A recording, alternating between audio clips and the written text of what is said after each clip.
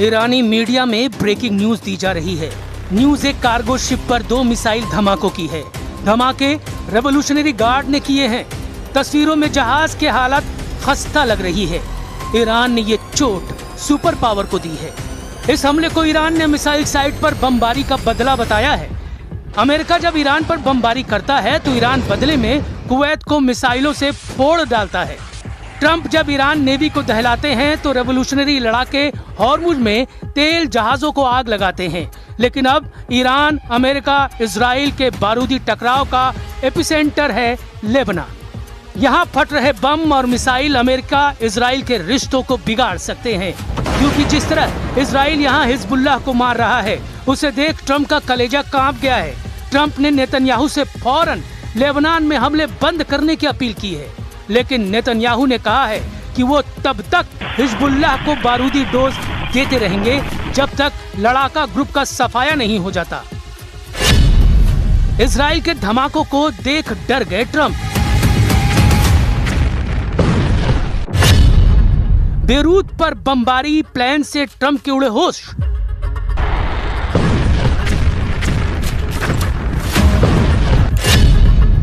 Trump ने कहा, बीबी तुमसे सब नफरत करते हैं।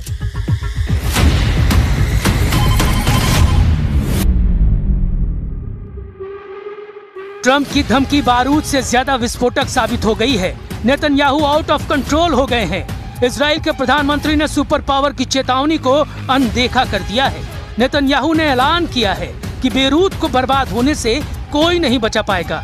नेतन्याहू ने ये बात ट्रंप को भी बता दी है कि इजराइल का स्टैंड बदला नहीं है, उसका प्लान एक्टिव है। तो क्या होगा ट्रंप के शांति प्रस्ताव का? क्योंकि ईरान ने कहा है कि अगर अब लेबनान पर एक भी बम फटा तो तेल अवीव में मिसाइलों की आंधी आएगी। ईरान की सेना ने चेतावनी दी है, अगर इजराइल ने लेबनान में हमला किया तो उसकी ओर से जवाब दिया जाएगा।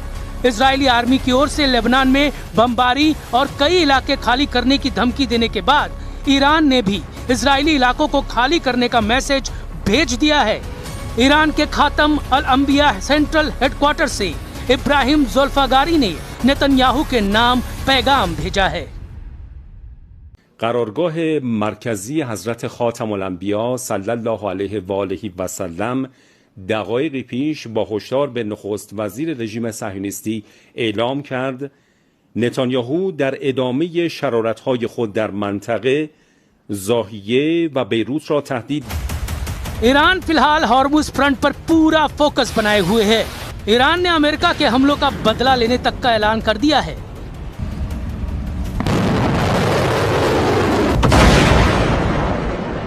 वही तेवर, वही तेजी, वही स्टाइल, धमाके दर धमाके, मिसाइलों के, रॉकेट के, फास्ट बोट का एक्शन, रेवोल्यूशनरी फाइटर्स का दबदबा। ईरान ने अमेरिकी गुरूर को फिर से तोड़ दिया। अब की बार ये बताकर मारा है कि ईरान की हद में जो आया उसका सफाया तय है। ईरानी मीडिया रिपोर्टों के मुताबिक रेवोल्यूशनरी लड़ाकों ने पनामा के झंडा लगे एक जहाज को क्रूज मिसाइल से धुआं कर दिया है। असल में यह कार्गो जहाज अमेरिकी कंपनी MSC सरिस्का V का है, जिसे ओमान के तट पर करीब ईरानी युद्धपोत पर हमले के बदले में ईरान ने मिसाइल से दहलाया है। इससे पहले 1 जून को अरब सागर से गुजर रहे एक कार्गो शिप पर मिसाइल से हमला हुआ, जिससे इराक के तट पर एक बड़ा विस्फोट हुआ। ये मिसाइल हमला इराक तट पर कसर से लगभग 40 समुद्री मील साउथ ईस्ट में हुआ था। समुद्री सुरक्षा एजेंसी ने बताया कि टक्कर के बाद एक जोरदार विस्फोट हुआ। यूके MTO ने मिसाइल हमले से प्रभावित जहाज की जानकारी साझा नहीं की है। इधर ईरान ने अमेरिका के साथ सभी तरह के संपर्क रोकने की बात कह दी है। ईरान की सरकारी मीडिया तस्नीम ने बताया कि axis of resistance Hormuz strait के बाद अब लाल सागर के एंट्री गेट पर मौजूद बाब अल मंडेब स्ट्रेट को भी बंद कर सकते हैं। हॉर्मुज स्ट्रेट के बंद होने से दुनिया के कई देश गंभीर तेल और गैस संकट में फंस गए हैं। लेकिन अब अगर बाब अल मंडेब को वास्तव में बंद किया जाता है तो इसके विनाशकारी परिणाम हो सकते हैं।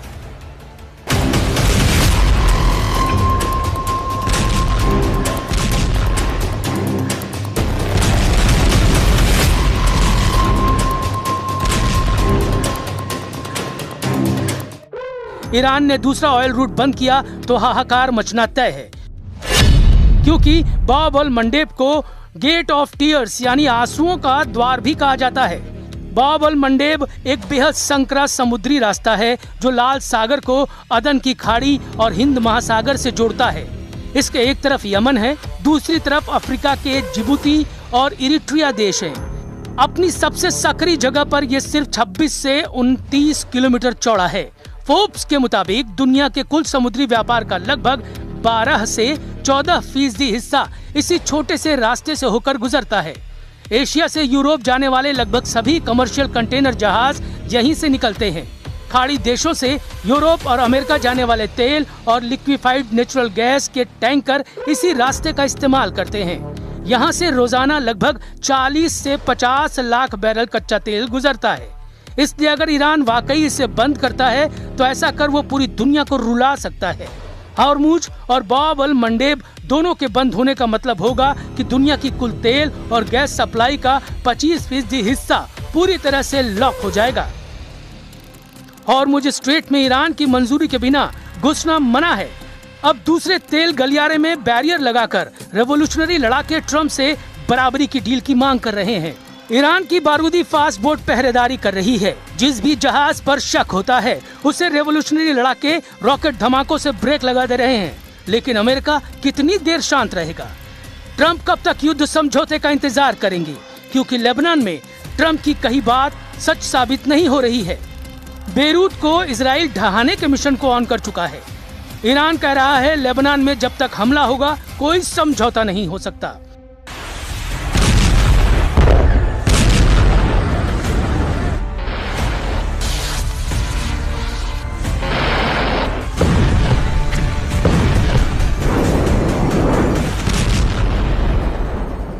کردیم و کماکان تأکید داریم بر این نکته که آتش بس در لبنان بخش لاینفک هر گونه آتش بس و هر گونه توافق نهایی برای خاتمه جنگ هست.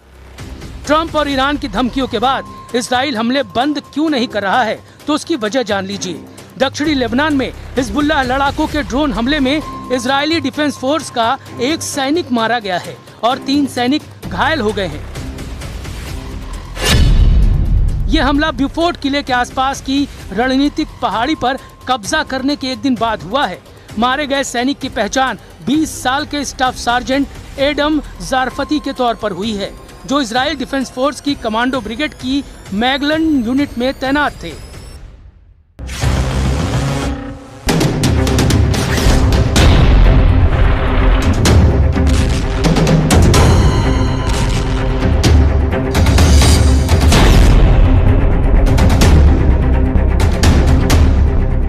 दो दिनों के युद्ध में दूसरे इजरायली सैनिक की मौत से युद्ध भड़क गया है।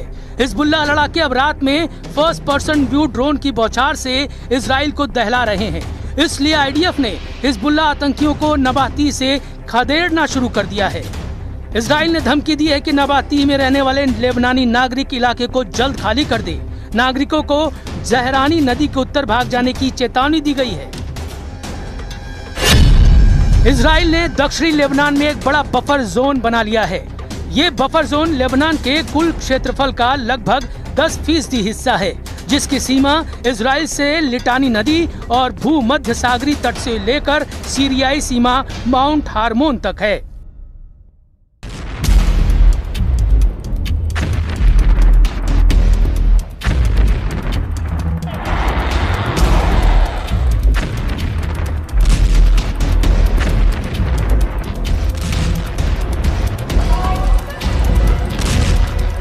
हालांकि हिजबुल्लाह के गढ़ कहे जाने वाले बेरूत में अब भी लड़ाका ग्रुप का कंट्रोल है।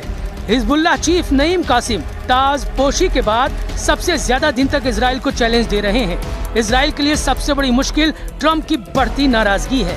अगर ट्रम्प ने इजराइल का साथ छोड़ा तो युद्ध में नेतन्याहू अकेले पड़ जाएंगे।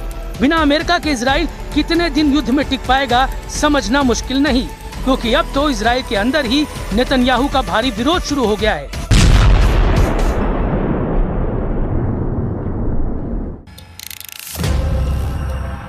एक तरफ दक्षिण लेबनान में इजराइल नए नए किले फतह कर रहा है। दूसरी तरफ उन किलों पर कब्जा जमाए रखने के लिए नेतन्याहू के सामने सैनिकों का संकट खड़ा हो गया है। इजराइल के कंट्रोल वाले पश्चिमी यरूशलेम में कोहराम मचा हुआ है।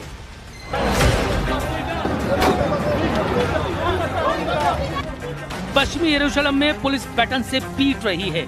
ये हंगामा करने वाले हैं हारेदी प्रदर्शनकारी। इन्होंने सेना में भर्ती के खिलाफ मोर्चा खोला हुआ है। हारेदी यहूदियों की रैली नेतन्याहू को बार बार चैलेंज कर रही है।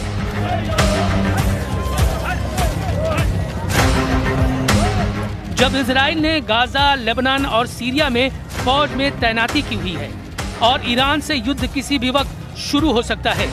इजराइल की सेना में भर्ती का मुद्दा बहुत गरमाया हुआ है। अनिवार्य सर्विस का विरोध चल रहा है।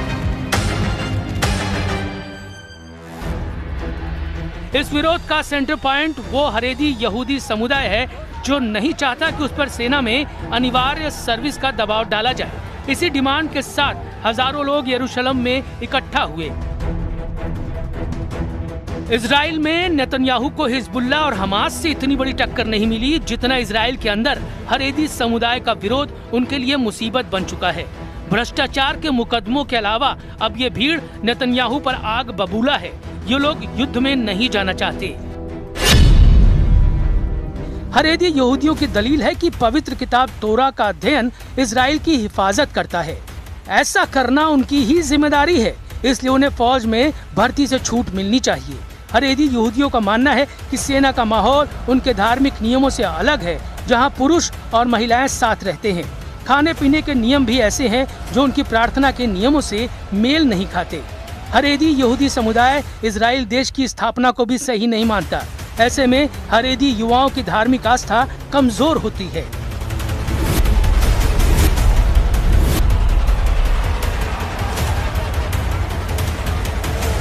अभी तक हारेदी यहूदी समुदाय को सेना में भर्ती से छूट रही है, लेकिन सुप्रीम कोर्ट के आदेश के बाद इसे खत्म किया गया है। नेतन्याहू के गठबंधन वाले साथी भी यही चाहते हैं। ऐसे में नेतन्याहू सरकार से हारेदी समुदाय की टक्कर तेज होती जा रही है, लेकिन नेतन्याहू की दिलेरी से दुश्मन वाकिफ है। फाइटर लीडर कभी भी मुश्किलों से घबराते नहीं।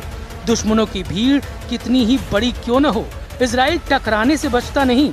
इजराइल जमकर लड़ रहा है।